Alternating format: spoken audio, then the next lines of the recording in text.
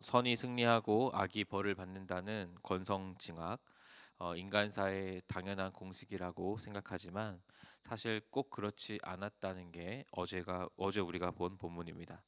근데 문제는 더 당혹스러운 게 있는데, 이처럼 짙은 어둠에서 하나님께서 침묵하실 때가 있다는 겁니다. 하나님을 향해 절박하게 부르짖지만 돌아오는 것이 고요함일 때가 있습니다. 그리고 사실 여러분, 이러면 우린 너무 힘듭니다.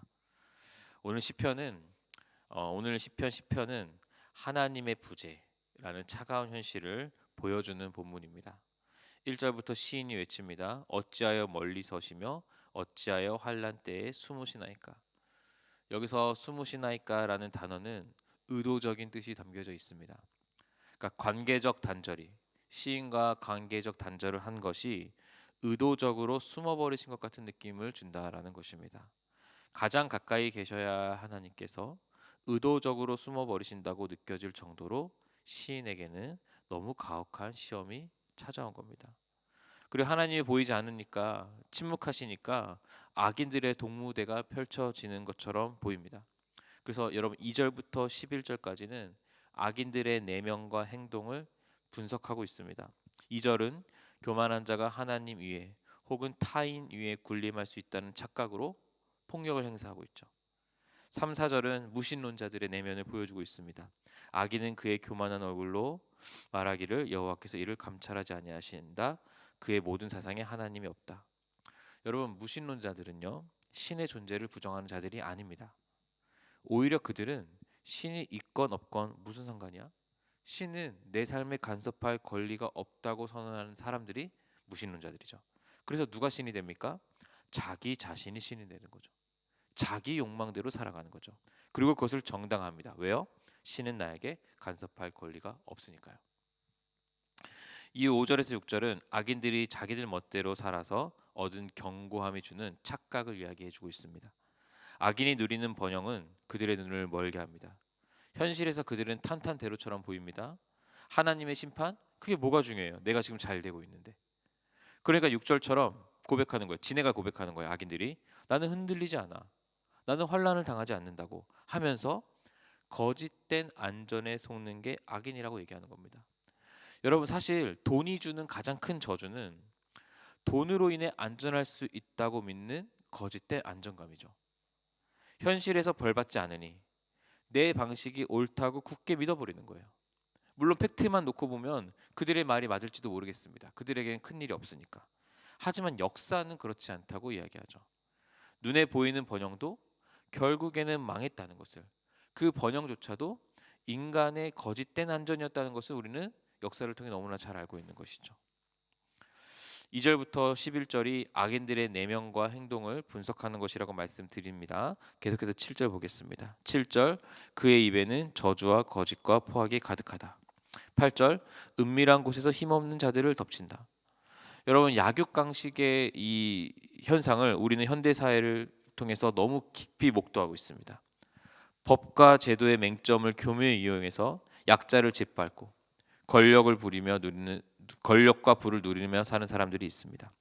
그래서 그들이 뭐라고 합니까? 11절에 하나님이 잊으셨고 그의 얼굴을 가리셨으니 하나님은 영원히 보지 아니하시리라. 이 말이 나올 법합니다. 왜요? 너무 잘 되고 있으니까. 근데 여러분, 이것이 이들의 한계죠.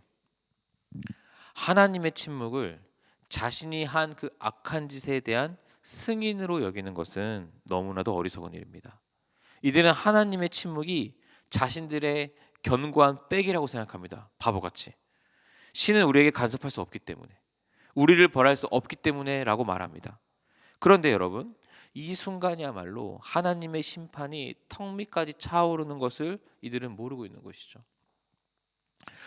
자, 악인들의 이 상태를, 11절까지 상태를 보고 시인이 반격합니다. 12절에 여호와여 일어나옵소서, 하나님이여 손을 두옵소서, 가난한 자들을 잊지 마옵소서.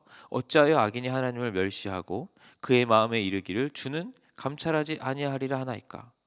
하나님 부재에 대한 의심, 무력감을 뚫고 나오는 시인의 고백이죠. 그는 지금 뭐라고 하고 있냐면 하나님 빨리 개입하세요. 하나님 빨리 개입하십시오라고 말합니다. 여러분, 저는 이 시편 이 12절의 고백이 너무 치열해 보입니다. 여러분, 저희 역시도, 우리 역시도 세상의 부조리 앞에서 답답해하고 눈물 흘릴 때가 많죠. 그래서 체념합니다. 근데 지금 시인은 하나님의 성품을 기억하고 있는 거예요. 그래서 멱살을 쥐듯 그분의 약속을 붙들고 씨름하는 거예요. 그리고 이것이 바로 믿음입니다. 시인은 지금 믿음의 반격을 하는 겁니다. 하나님, 제가 아는 하나님은 그런 분이 아니시잖아요. 어찌하여 가만히 계십니까? 이거는 불신앙이 아니라, 하나님을 원망하는 게 아니라 유일한 해결책인 하나님을 찾는 호소인 거죠. 하나님, 빨리 개입하십시오. 학자들은 14절이 시편의 전환점이라고 말합니다. 11절에서 아기는 하나님 보이지 않는다 했지만 14절에서는 보셨다고 정확하게 반박하죠. 하나님이 침묵하셨지만 그건 그분이 정의롭지 않아서가 아니라 갚으실 준비를 하셨다는 거죠. 하나님이 모든 것을 보셨다는 겁니다. 그분의 침묵은 외면이 아니라 두려운 유예 기간인 거죠. 그러니 여러분, 너무 절망하지 마시기 바랍니다. 그분은 자비 가운데 우리를 지금 붙들고 계시지만 악인들에게는 두려운 유예 기간을 지금 보내게 하고 있음을 기억하십시오. 자, 시인이 선포합니다. 16절. 여호와께서는 영원 무궁하도록 왕이시라. 여러분, 사실 현실의 상황은 1절과 별로 다를 바가 없습니다. 하지만 시인 내면에서 통치가 완성되죠. 세상의 악인들이 아무리 떵떵거려도 진짜 왕은 영원 무궁토록 통치하실 왕은 여호와 한 분뿐임을 기억합니다. 1절에서 시인은 어찌하여를 말했지만 마지막 18절에서 시인은 다시는 위협하지 못하리라는 흔들림 없는 확신을 갖게 됩니다. 어떻게 이게 가능합니까? 현재의 고통 속에서 영원하신 하나님, 영원하신 왕의 통치를 소망할 수 있게 되었기 때문입니다. 사랑하는 다음 가족 여러분, 시편의 1절에서 어찌하여 멀리 서시며 숨으시나이까, 이 구절을 봤을 때 저에게 딱 떠오른 한 분이 계셨습니다. 바로 예수님입니다. 예수님도 십자가에서 어찌하여를 외치셨죠. 우주 역사상 가장 끔찍한 고통 속에서 죄가 없으신 그분이 악인들이 받아야 할 하나님의 영원한 침묵을 직접 받으셨어요. 그래서 여러분 인생 가운데 하나님의 침묵이 있다고 해서 여러분이 버림받았다 생각하지 마시기 바랍니다. 이미 그리스도께서 우리를 진짜 대신에 버림받았기 때문에, 버림받음을 당하셨기 때문에 우리는 하나님께로 건져졌죠. 예수님은 어찌하여 나를 버리시나이까 했을 때 하나님은 침묵하셨습니다. 그 침묵으로 우리가 하나님께 건져졌죠. 물론 오늘 또 다가올 내일이 우리 가운데 두렵고 떨리다는 것을 압니다. 근데 제가 어제 우리 청년들과 성경 공부하면서도 이야기해 주었는데 재미있는 문장 하나가 있습니다. 청교도 존 플라벨이 한 말인데, 하나님의 섭리는 히브리어와 같아서 오직 뒤에서부터 읽어야만 그 온전한 뜻을 해석할 수 있다. 무슨 말이냐면, 우리는 왼쪽에서 오른쪽으로 글을 읽잖아요. 히브리어는 오른쪽에서 왼쪽으로 글을 읽습니다.